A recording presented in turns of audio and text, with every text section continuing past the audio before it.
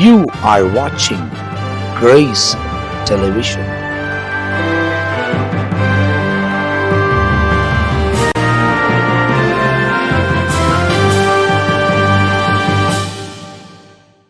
பிரியமானவர்களே, ஆண்டுடைய நாமத்தில் வாழ்த்துக்களை கூறி மீண்டும் ஒரு வார்த்தையை உங்களுக்கு நாங்கள் அவருடைய நாமத்தில் அறிவிக்கிறோம். நீங்கள் தொடர்ந்து இந்த வார்த்தைகளை கவனிக்கிறீங்களா?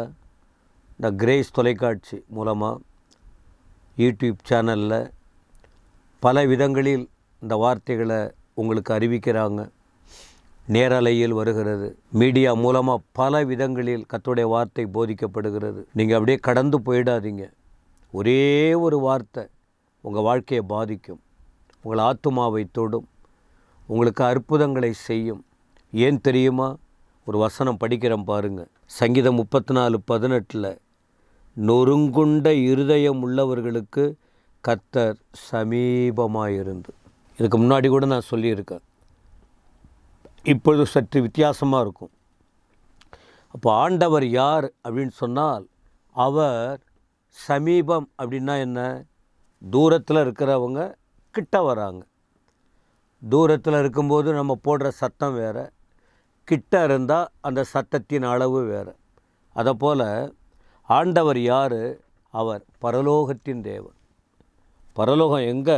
3வது வானத்துக்கு மேலே. யாரும் இது வரைக்கும் அவரை தவிர பரலோகத்துக்கு போனவங்க இல்லை. பரலோகத்துக்கு வானாதி வானம் கொள்ளாதவர், வானங்களின் வழியாய் பரலோகத்திலிருந்து வந்தவர்.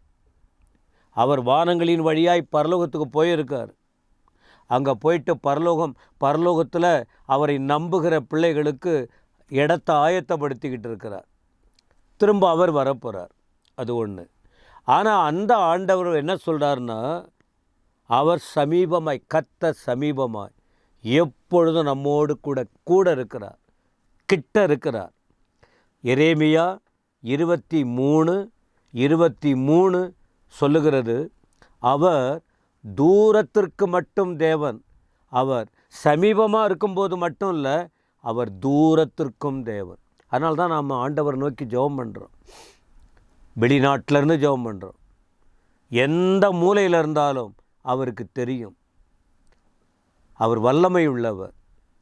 ஒரே நேரத்தில் அவர் ஒவ்வொருவர் மனநிலையையும் புரிந்தவர். அவர் சமீபமாய் இருக்கும் தேவன்.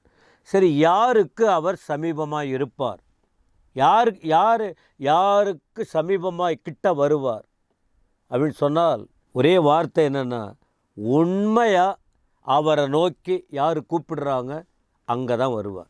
அப்போது கடமைக்கு கூப்பிடுறவங்களும் இருக்காங்க, கடமைக்காக பேசுகிறவங்க கூப்பிடுகிறவர்கள் இருக்காங்க. உண்மையாய் கர்த்தருக்கு பயந்து அவர் வார்த்தையை மதித்து தன் இருதயத்தில் உணர்ந்து கடவுளுக்கு எது பிடிக்கும் எது பிடிக்காது, நம்ம என்ன செஞ்சால் அவர் நமக்கு பதில் கொடுப்பாருன்னு தங்களை ஆயத்தப்படுத்தி கொண்டு உண்மையாய் ஒப்பு கொடுத்து, யார் அவரை கூப்பிடுறாங்க, கடமைக்காய் கூப்பிடுகிறவர்களும் உண்டு, உண்மையாய் கூப்பிடுகிறவர்களும் உண்டு. அப்படி உண்மையாய் யார் கூப்பிடுறாங்க அவர்களுக்கு அவர் கிட்ட வந்து சமீபமாய் அற்புதங்களை செய்வார். 145 சங்கீதத்தின் 18 பாருங்கள். தம்மை நோக்கி கூப்பிடுகிற யாவருக்கும், தம்மை நோக்கி கூப்பிடுகிற யாவருக்கும், உண்மையாய் தம்மை நோக்கி கூப்பிடுகிற யாவருக்கும் கர்த்தர் சமீபமாக இருக்கிறார். இந்த வார்த்தையை கவனிச்சிங்களா? அவரை நோக்கி கூப்பிடணும். நீ யார் கூப்பிட்டாலும் சரி, அவரை நோக்கி கூப்பிடணும். உண்மையாய் தம்மை நோக்கி கூப்பிடுகிற யாவருக்கும் கர்த்தர் சமீபமாக இருக்கிறார். ஒரு முறை எலியா 1 ராஜாக்கள் 18 ஒரு சவால், ஒரு போட்டி வைக்கிறார். ஆண்டவரை பின்பற்றாமல் பாகாலை பின்பற்றுகிறவர்கள், உண்மையான தெய்வத்தை தேடாமல் வேறு காரியங்களை பின்பற்றுறவங்க, எலியா அவங்கள கூப்பிடுறாரு வாங்கன்னு. சரி, நீங்கள் கூப்பிடுங்க. பாகாலை பின்பற்றுறீங்களே, நாங்கள் சொன்னால் கேட்க மாட்டேன்றீங்க, கூப்பிடுங்க. காலையிலிருந்து சாயந்தரம் வரைக்கும் கூப்பிடுறாங்க. எப்படி கூப்பிட்டாங்க தெரியுமா? சத்தமாக கூப்பிடுறாங்க, கீழே விழுந்து கூப்பிடுறாங்க. தன் உடம்பில் ரத்தம் வடியும் மட்டும் உடலை கீறி கொண்டு ரத்தம் வெளியே வருகிற வரைக்கும் அப்படி சத்தமாக கூப்பிடுறாங்க. பதில் வரல, பதில் வராது. ஏன்னா அவங்க கூப்பிடுறது உண்மையான தேவன் அல்ல, பாகாலை கூப்பிடுறாங்க. அந்த வசனம் அப்படி இருக்குது 1 ராஜாக்கள் 18. சரி, அப்போ அதன் பிறகு எலியா அவங்களெல்லாம் கூப்பிட்டு எலியா என்ன செஞ்சார் தெரியுமா? ஆண்டவருக்கு பிரியமானது எது அதற்கேற்றபடி ஆயத்தப்படுத்தி, தன் இருதயத்தையும் ஆயத்தப்படுத்தி, தனக்குள் இருக்கிற குறைபாடுகளை எல்லாம் அகற்றிவிட்டு, உண்மையாய், ஆண்டவரே நீங்கள் இந்த எல்லாருக்கும் முன்னால் நீங்கள் தான் உண்மையான தேவன் என்பதை நிரூபித்து காட்டும் என்று கர்த்தரை நோக்கி விண்ணப்பம் பண்ணினார். கர்த்தரை நோக்கி கூப்பிட்டார். எப்படி? உண்மையாய் கர்த்தரை நோக்கி கூப்பிட்டார். அந்த வேத பகுதி படித்து பாருங்க. பரலோகத்திலிருந்து அவருடைய வல்லமை இறங்கி வந்தது. பதில் உடனே வந்தது. உண்மையாய் தம்மை நோக்கி கூப்பிடுகிற யாவருக்கும் சமீபமாய் கிட்ட வந்து, அதன் பிறகு அவருடைய வல்லமை வெளிப்பட்டதை காலையிலிருந்து சாயந்தரம் வரைக்கும் கூப்பிட்டு பதில் பெறாதவங்க பார்த்தாங்களே, அப்போது அவங்க அதை பார்த்துட்டாங்க. அதை கண்ணால் பார்த்தாங்க. அப்போ தான் அவங்க சொன்னாங்க, கர்த்தரே தெய்வம், நாங்கள் தப்பு பண்ணிட்டோம், நீங்கள் சொன்னால் கூட கேட்கறதில்ல. இயேசு சாமியை சொல்கிறீங்க, நாங்கள் கேட்கறதில்ல. அது வெறும் கிறிஸ்தவங்க கடவுள்னு நாங்கள் சொல்லிட்டு போகிறோம்.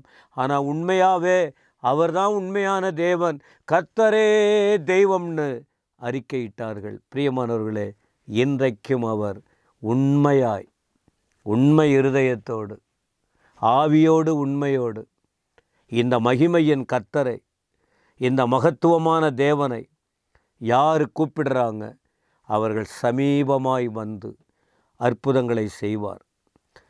2 நாளாகமம் 34ஆம் அதிகாரத்தில் 27வது வசனத்தை நீங்கள் வேதத்தை படித்து பாருங்கள்.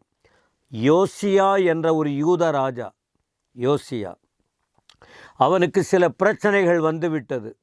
இந்த பிரச்சனைகளின் நடுவில் அவன் கடந்து போன பாதையில் மிகுந்த இக்கட்டான ஒரு நிலை வந்தது. அந்த நேரத்தில் அவர் என்ன செய்தார்னு சொன்னால், இருதயம் இளகி, நொறுங்குண்ட இருதயம், நறுங்குண்ட ஆவி, இருதயம் இளகி போய், அப்படின்னா இருதயம் கல்லாக இல்லாமல், பிடிவாதமாக இல்லாமல், வணங்கா கழுத்தாக இல்லாமல், வேறு வழி இல்லை, நான் மிகுந்த ஆபத்தில் மாட்டிக்கிட்டேன், பயங்கர பிரச்சனைக்குள்ளே போய்கிட்டு இருக்கிறேன், எனக்கு வேறு வழி இல்லை ஆண்டவரே, உள்ளம் உருகி, இருதயம் இளகி கர்த்தரை நோக்கி கூப்பிட்டார், விண்ணப்பம் பண்ணினார். உடனே அவனுக்கு பதில் வந்தது.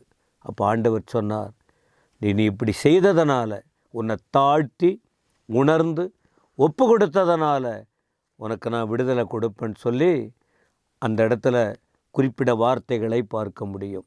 இந்த வார்த்தையை கேட்கிற அருமையானவர்களே, தேவை நிறைந்தவங்க தான் எல்லாம், பிரச்சனையோடு போகிறவங்க தான். பதில் வேணுமா? ஏதோ கடமைக்காக கடவுளை தேடாதீங்க, மேலோட்டமான ஜபத்தை ஏறெடுக்காதீங்க. எல்லா தவறுகளையும் செஞ்சுட்டு நான் கடவுள்கிட்ட போனால் எனக்கு அவர் பதில் கொடுப்பார் என்று ஏமாந்து போயிடாதீங்க. உண்மையாய் கர்த்தரை நோக்கி கூப்பிட்டார், அவர் சமீபமாய் இருக்கிறார், உங்களுக்கு பதில் கொடுப்பார். இது சத்தியம், இது வேத சத்தியம், இது பொய் சொல்லாது. நீங்கள் ஏன் போராடிக்கிட்டு இருக்கணும்?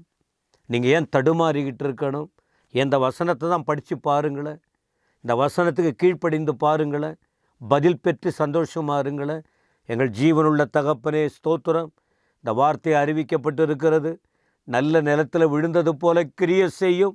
உண்மையாய் உம்மை நோக்கி கூப்பிட்டு பதில் பெற்று வாழ, விடுதலையோடு வாழ உதவி செய்யும். ஆண்டவரின் ஆசீர்வாதம் இறங்கி வருவதாக. உமக்கு ஸ்தோத்திரம். இயேசுவின் நாமத்தில் பிதாவே, ஆமேன், ஆமேன்.